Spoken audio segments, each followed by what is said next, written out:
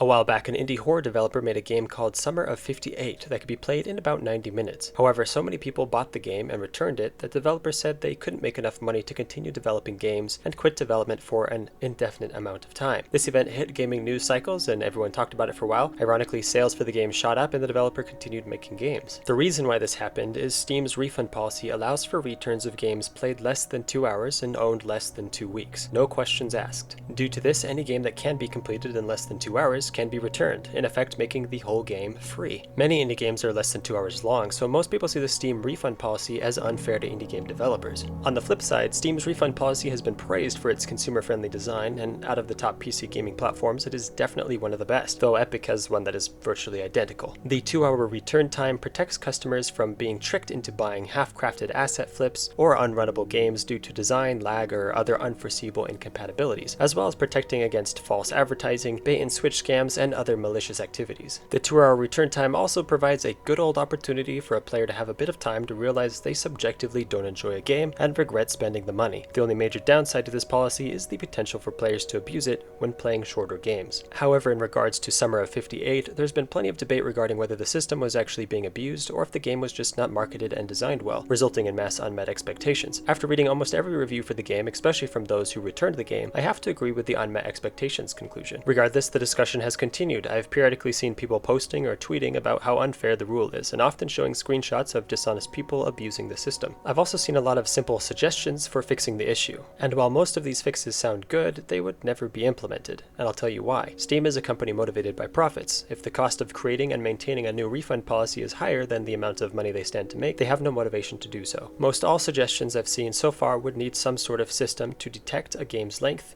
check if a game is indie, or depend on other factors, all of which would be decided on or could be manipulated by the developer. This would mean each game would need to be checked at some point by Steam to make sure the developers are being honest. This check could happen at only 2 points: pre-release as a screening process, or after release by punishing developers for being dishonest, and in a way hopefully keeping publishers honest through fear of being caught, banned, or otherwise punished. A reactive system like this simply wouldn't work because of the high chance of ruining relationships between developers and platform. Even if the developers would be proving themselves to be scum, Steam, as the platform, would much rather have a system that forces scum developers to play nicely and never have the opportunity to get themselves banned in the first place, because then Steam can make more money. A reactive system is also a bad idea because it doesn't prevent consumers from being slighted. If a dishonest developer makes it impossible to return a game and Steam only catches it later, how are they going to track down the people who wanted to return their game for legitimate reasons but couldn't, and tell them apart from those who wanted to abuse the system as well as those who simply want to keep the game? It's practically impossible. So a pre-release screening process is the only way to proceed with most any kind of alternate refund policy. But this kind of screening process would just never happen. More than 30 games are released on Steam each day. It would require a small department to keep up with that flood, and most of these games are going to make very little money. If we assume an indie game would make the median $4,000 that indie games typically make, if not refund abused, and if that game were to have a higher return rate of, let's say, 40% due to abuse instead of the average 10% that all Steam games have, then if Steam was able to remove all instances of refund abuse, their share of these removed instances would be about $360 across the lifetime of the game. However, most indie games make less than $4,000, so if we cut that number in half, which I think is being generous,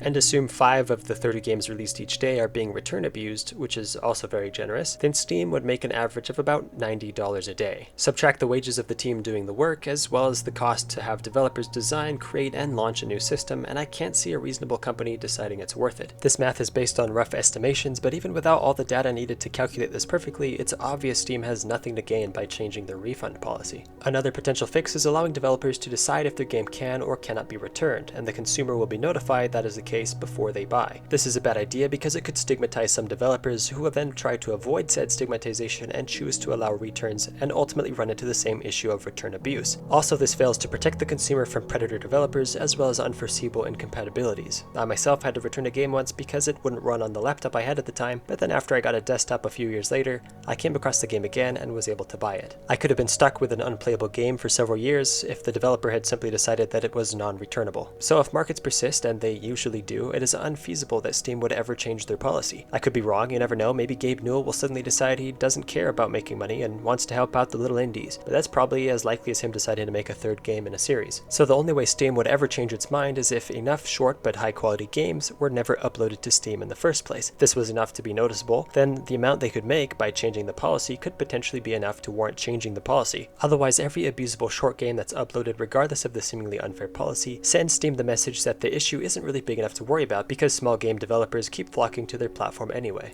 It's practically a catch-22. Steam is the largest platform for PC games. If you want to be successful, you need to sell your games on Steam, but if your game is short, it might be return abused. And the only way for Steam to change this is if you and enough people like you don't put your small games up there in the first place. And there are some ways to get around it. Miziziziz had an interesting idea.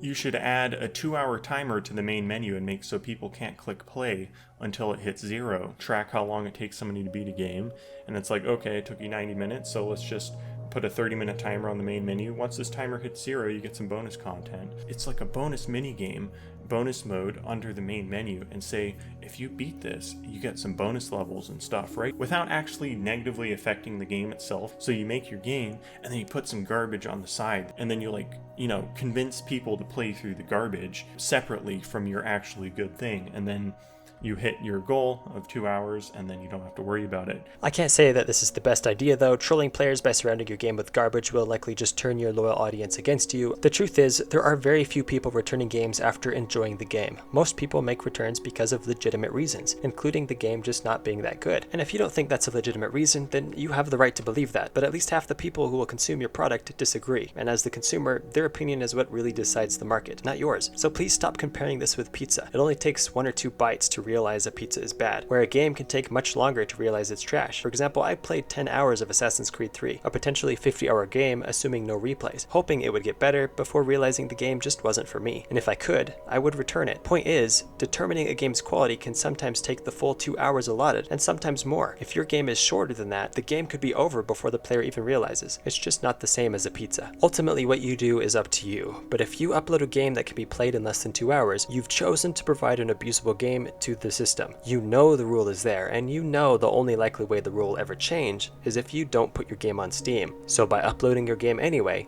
whether you like it or not, you are effectively supporting the system you hate. By all means, shame the people who are scummy enough to return a completed game after leaving a positive review, but they're just playing by the rules you are supporting. So please stop complaining about the problem you are ignoring as much as Steam is.